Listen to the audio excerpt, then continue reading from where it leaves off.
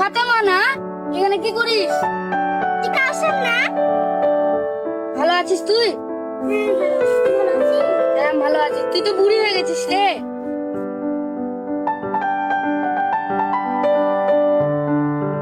আর বলিস না, পাগলের ছাগলের সাথে বিয়ে করে আমি এবারে যারা যন্ত্রণাতে পড়ে গেছি। বাপকে বললাম যে এর সাথে বিয়ে দিস না, তোর সাথে বিয়ে দিবি। তাও বাপটা আমার কথা শুনলো না। কোনো কাজ টাজ করে না, কিস্তির ঝামেলাতে পড়ে গেছে। ওর বাপ আমার সাথে বিয়া দিল না। আমি দেখ এখন কত বড় ব্যবসায়ী, গরিব বেলায় আমার সাথে বিয়া দিল না। হ্যালো, বলো। এইখানে একটু কাশলা আসছি। আমাকে একটু মিটিং এ যাওয়া লাগবে, আমি গেলাম।